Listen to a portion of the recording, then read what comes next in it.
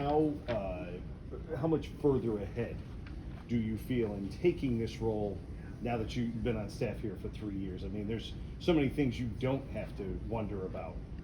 Well, I think one of the biggest things for me is having the experience of being a head coach before. When I was up in Northern Virginia, I was a head coach up there, so I had the opportunity to know the ins and outs of how running a program goes and all the intricacies of paperwork and communication and everything else. But then running a program, sometimes when you've got a program like Freeman does and the culture that we have and how these kids just buy into things that we want to get done, you've seen the success that we've had already, and you've seen how things go. So for us, and for me especially, it's what kind of tweaks can we have? I think George Bland and I had a great little saying with it was the puzzle piece.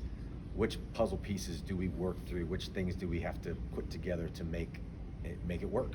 And so my goal is to come in and continue that success of let's get the right puzzle pieces in the right place. And again, my advantage is I've been with the kids now for the last 3 years, and I've seen a lot of them grow, and I've seen how some of them have gone from, you know, a 175-pound guy in the weight room as a freshman to being a 200-pound stud by their junior or senior year. And so those are things that I'm looking forward to working with. What school were you at in Northern Virginia? I was up at Fairfax High School up in Northern Virginia. I was there for about 12 years coaching.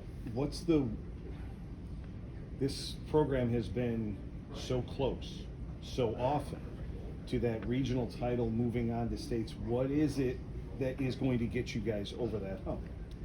You know, you always go into every season, you hope and pray for health. I mean, that you could take the best team on paper, but when you guys that are injured, that plays into it, and you got to work through that. And we've had that adversity over the last couple of years. We've lost a couple key players, but one of the neat things is we've always found that way to get guys plug in and play, and younger guys playing. What's going to take a difference? I can't give you that answer right now, because quite honestly, it could be one kid that transfers in or one kid that steps up and makes the big plays. I mean, William Fleming, we were in overtime, you know, and you saw the success that we had from 3 years ago being against Highland Springs and getting just throttled. And I mean, it's just a phenomenal program there. To then the next year being in the game at halftime and actually giving them a fight and being a much closer game, to then being into an overtime game against a foe that we didn't even know. We had no idea who they were, how they played, what they did. So it's going to be great to see our kids respond, and now knowing that there's some consistency, not only in the coaching staff, but in our culture and what we do, that maybe that's the kick that pushes us over. How much better prepared are you personally to be a head coach this time than maybe you were the first time around? There's nothing to be said but life and experience plays a huge part in it.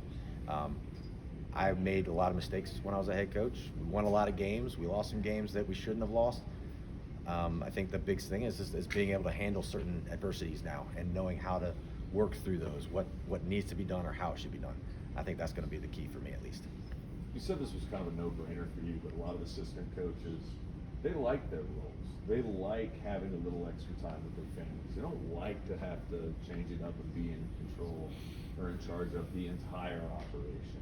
So when you're up there and you say, this is my home, this is my family, that may be true, but I know previous head coaching experience, but how does it make you different from others where you're willing to accept this role and this challenge? So the nice thing is, when we say Freeman family, I mean, quite literally, my son is on the team, my daughter's on the sidelines, my wife is in the stands, my mom and my dad, who are football fanatics, are in the stands. We got aunts and uncles that are around the area that come to watch the games. My bride, she is a coach's wife. She understands the roles and the things that I take on.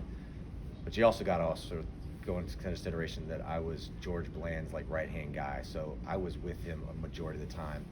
He and I bounced so many ideas off each other. We were on the phone with each other at night. My wife's not going to think anything's much different, to be honest with you. It's in the last 3 years. She's like, you're never home from basically August until December anyway. So, no, but the nice thing is we're all here. And again, I stepped away from being a head coach up in Northern Virginia. When I stepped away, it was due to the fact that my son was growing up. My daughter, we lived about an hour away. It wasn't a quick shot up and down the road. So for me, it was time to step away because of my family. I needed to help raise my children and be a part of my family. But now, like I said, I'm home. I'm 5 minutes down the road. My wife is here, my son is here, my daughter's here. So we're all together regardless of where I am on the football field. I wish I had a broadcaster's wife. No, you don't. Well, No, you don't. Maybe not. Coach, just a little on your background. What years did you play at Macon? Are you born and raised in the Richmond area? No, so I am military born and bred. Okay. I've lived all over the world. Naval father, Marine Corps mother. So grew up in a great, disciplined but loving home. But I was blessed with the ability to meet so many different cultures going all around the world. Like I said, I think the only continent I haven't been on is Australia.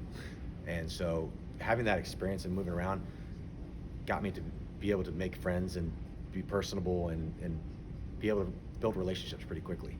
My experiences of moving to Randolph-Macon was actually through recruiting. You know, guys, I was a baseball guy. Greg Waters at the time, back in 1994 or 1993, the end of '94, was the baseball coach at Randolph-Macon, but also the offensive coordinator. So he said, "Hey, come play baseball. By the way, if you really, really want to continue your football career, you can do that too." And so, funny enough, is George Bland and I are actually some of the only two, or the final two guys that went through Randolph-Macon that played all 4 years of football and baseball throughout the whole 4 years. And so that was a blessing and just a great time. And I'd give everything I have in terms of my education and my experiences to Randolph-Macon. It was such an incredible campus, incredible people, and it really did help shape who I am. The irony is that's what you guys have built your program on, is getting kids to play multiple sports, not just football. The fact that you and Yep. George did it too, now that makes sense to me. Very much advocates for that. I mean, there's something to be said about competition. You know, just sitting on a bench pushing weight, you're competing against yourself. But there's something to be said when you got a guy on a face-off in lacrosse, or a guy across from you kicking a goal for soccer, or that 3-2 count, and you're the pitcher that has to throw the strike or get the hit. That competition can't be replicated in a weight room only. And so we got our guys lifting off season, in the morning, whatever it might be, but we want you to play the sports, because that competitiveness is just can only grow, and that's what we need on a Friday night. Beautiful.